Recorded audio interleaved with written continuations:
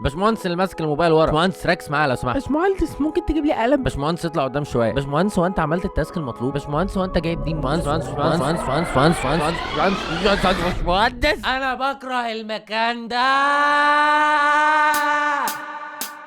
اسبوع طويل مليان دوشة، كله اخطار ومغامرات. ريح بالك كده وارتاح وافصل من كل الحوارات. احكي وفضفض ملناش غير بعض، وتعالى هنونس بعض. اقعد معايا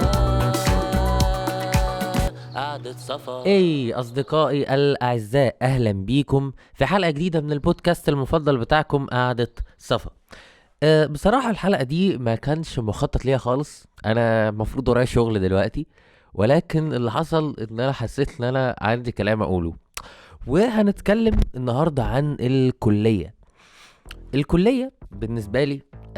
يعني ده كلام حسيته حالا وحسيت ان انا عايز اتكلم فيه حالا، فبس فتحته وعايز اتكلم فيه. وده ده الجمال بتاع البودكاست، والاجمل في البودكاست ان الواحد قادر ان هو يقول ده دلوقتي.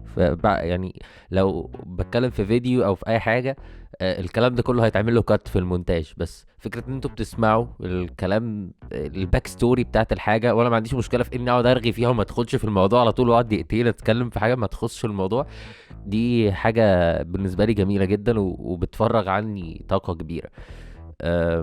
بس عشان برضو ما اطولش عليكم، ممكن نفصل بحاجه زي يعني نتكلم عن موضوع البودكاست ده في النص او كده. انا عايز النهارده اتكلم عن الكليه، او تجربتي مع يعني تجربتي في مشاعري ناحيه الكليه. انا للي ما يعرفش انا في هندسه، وفي هندسة أنا قضيت أول سنة اللي هي إعدادي هندسة اللي بتبقى قبل ما نتخصص وبتاع. وبعد كده كانت سنة كئيبة جدا. أنا بني آدم يعني يمكن مش اجتماعي خالص. حياتي ما كانش فيها صحاب كتير ومش عارف ايه وبتاع.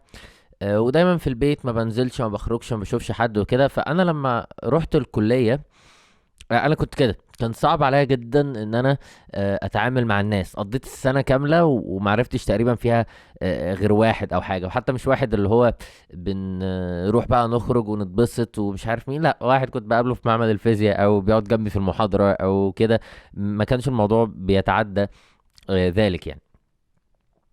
وبعدين لما يعني فانا التعامل بالنسبه لي مع البشر كان صعب جدا. انا لحد يعني ما يعني لحد من قريب ما كنتش بعرف اقول لحد ازيك وانا بعنيها بأريحية. وكتير من الكلام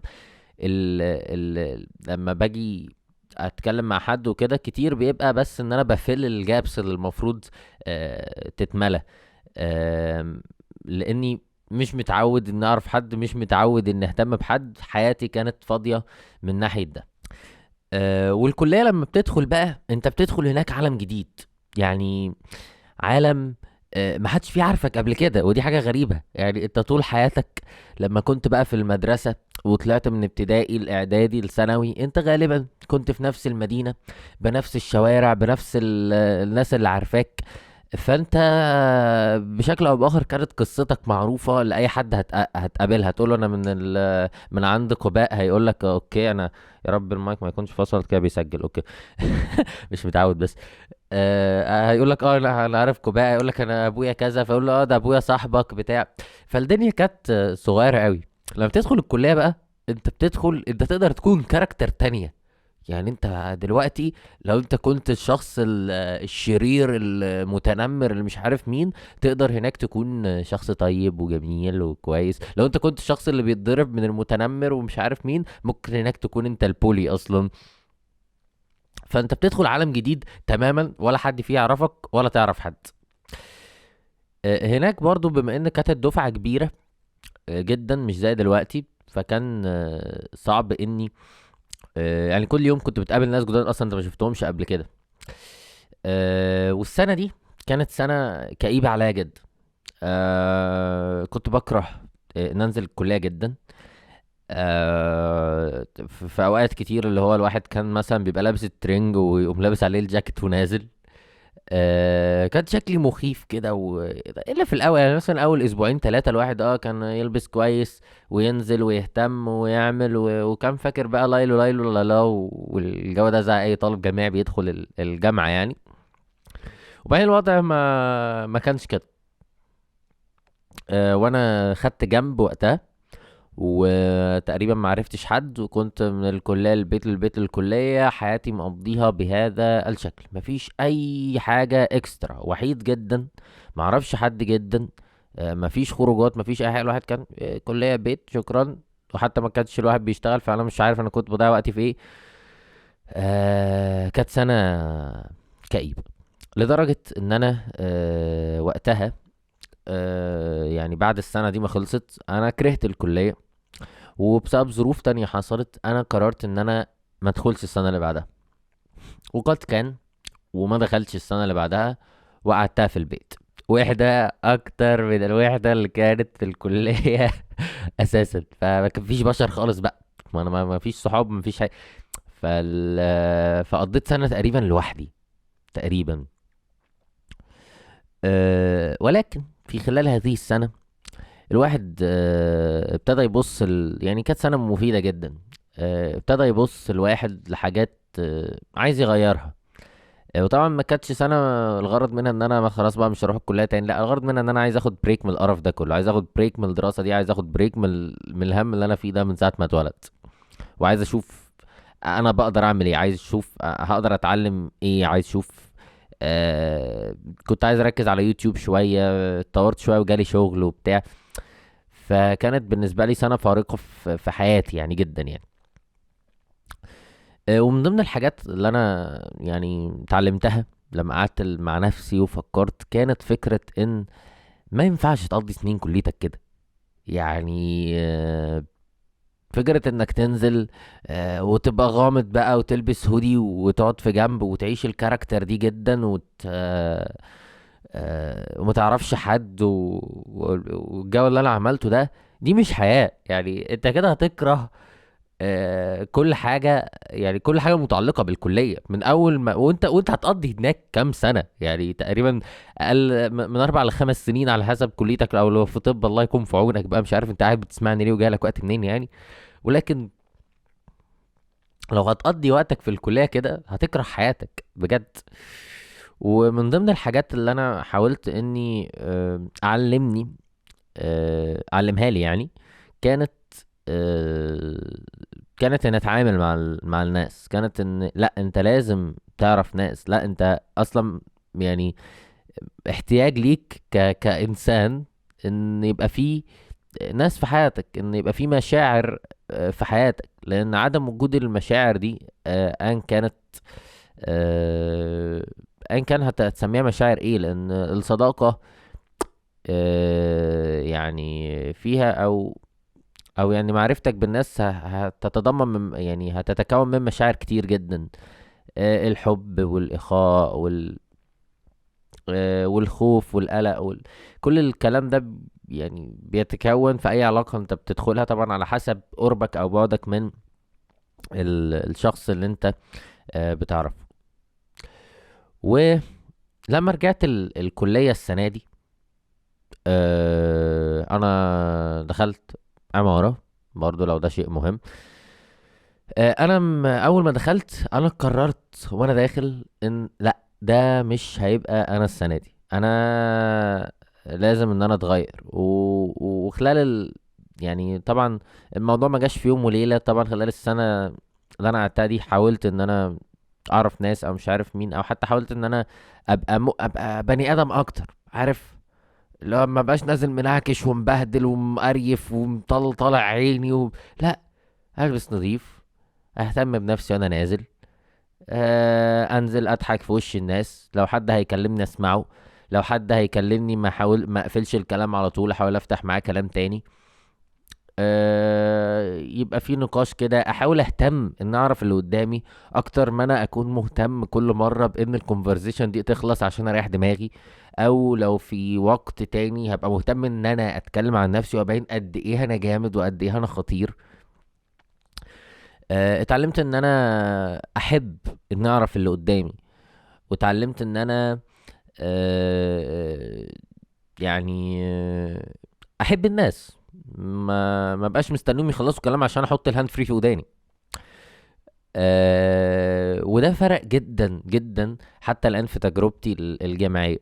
انا بقالي حاليا في الجامعه، يعني احنا بدأنا في شهر 10، احنا دلوقتي شهر 10 ايه اللي بدأنا فيه؟ احنا بادئين في شهر كام؟ يخرب بيت الهبل. احنا بقالنا شهرين في الكليه صح؟ بقالنا من 9. والله ما اعرف حتى، بس تقريبا من 9 او بقول لكم ايه، احنا دلوقتي في شهر 12 يا جماعه. شوف بقى احنا بادئين دراسه امتى واحسبوها انتوا، شهرين او 3. تمام. والموضوع فارق جدا، الموضوع فارق جدا. انا رحت عرفت الدفعه كلها، طبعا احنا مش كتير وبالتالي كلنا عارفين بعض. ولكن قبل كده كنت اخد جنب، ما كنتش اتعامل مع حد. لا، انا عرفت كل واحد. واكشلي باخد مع كذا دفعه، يعني لان في مواد مش عارف ايه كده باخدها مع دفعه اصغر، مواد باخدها مع دفعه اكبر وبتاع. وكنت حابب ده جدا، بل بالعكس كنت بسعى ان انا احاول اخد معاهم كلهم. علشان انا فعلا كنت داخل انا عايز اعرف الناس دي كلها، انا عايز اعمل صحاب كتير، انا عايز اهتم بقصصهم، انا عايز اسمع البشر، انا عايز ابقى وسطهم. وجايز مش ما بعرفش قوي برضو في كل حاجة، يعني ما بعرفش ابقى دايما. وبحس دايما ان انا غريب، بحس دايما ان انا مش مرحب بيا مثلا، بحس دايما ان انا لا انا مش هفت هنا. ولكن برضو رغم رغم المشاعر اللي بتبقى موجودة في كتير من الأوقات، إن حد بيسترخمني أو إن ده ما بيحبنيش أو إن مش عارف إيه أو كل الكلام ده، إلا إن أنا مستريح نفسيا جدا. أنا قاعد لوحدي و... وفي البيت في مثلا السنة الأولانية في الكلية، لا تتخيلوا كم الوحدة والمشاعر السلبية اللي كنت بمر بيها لما بقى قاعد في البيت. دلوقتي الواحد لما بينزل الكلية بيتملي، الواحد بيحب ينزل الكلية. بنزل واتكلم مع الناس، حتى لو بتكلم مع ناس في حاجة يعني مش هطلع مثلا مشاعر عندي او مش بتاع، او مش حتى هسمع حد بيتكلم في حاجة جامدة جدا او هساعد حد يروح في حتة، بس فكرة ان في حد في الكلية عارف ان انا جاي، وانا عارف ان في حد جاي، وانا عارف ان احنا هنشوف بعض النهاردة وهو مهتم ان هو يشوفني وانا مهتم ان انا اشوفه. واحنا هنخوض محادثة عشوائية جدا النهاردة، ممكن تكون عن الامتحان اللي جبنا فيه 2، ممكن تكون عن البرزنتيشن المفروض نعمله، ممكن تكون عن دكتور في الكلية، اكيد ما بنتريقش عليك يا دكتور لو بتسمعني. ايا كان المحادثة عشوائية، بس ده افضل 100 مرة من ان الواحد يفضل ايام واسابيع ساكت وما بيتكلمش مع بني ادمين، لان ده مش طبيعي.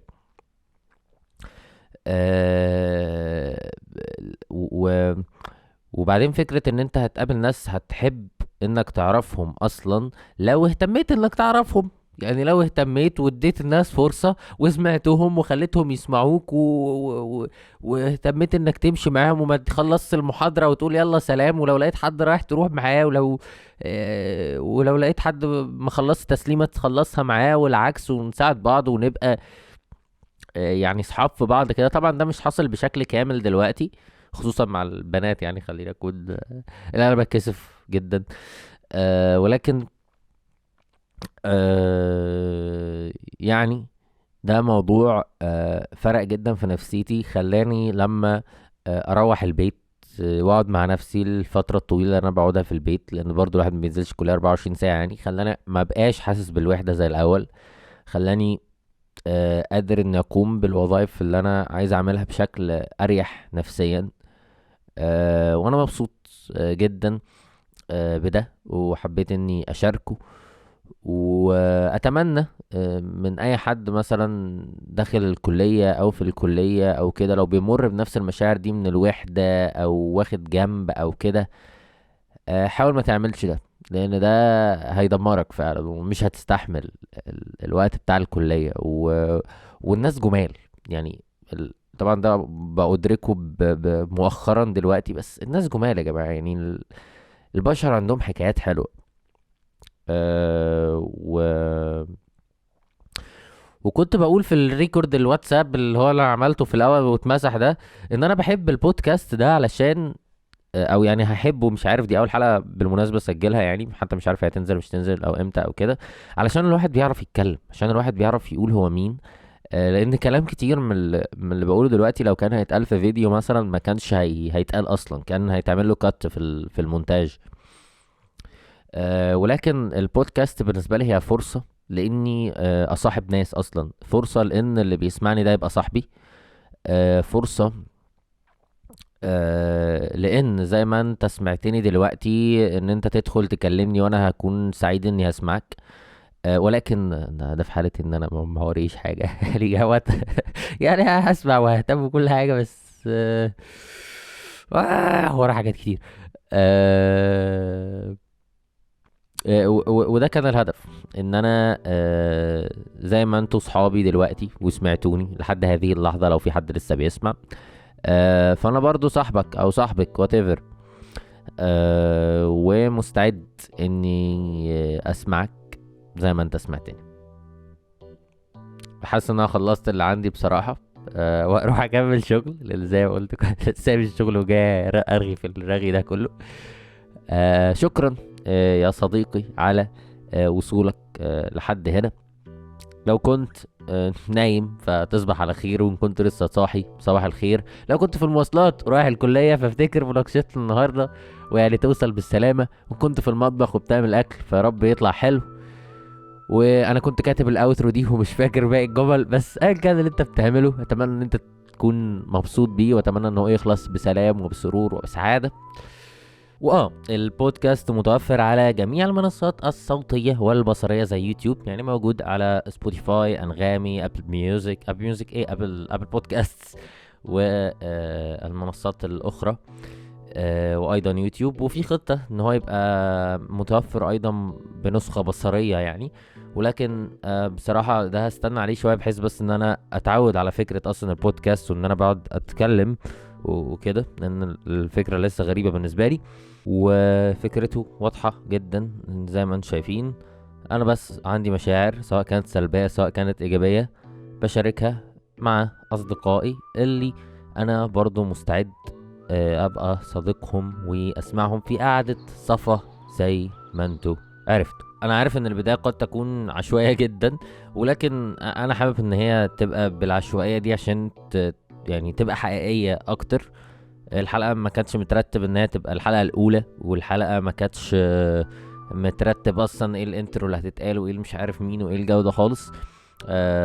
وانا حابب الفكرة دي، فكرة ان الموضوع بس يطلع حقيقي زي ما طلع. بحس ده فيه قيمة اكتر.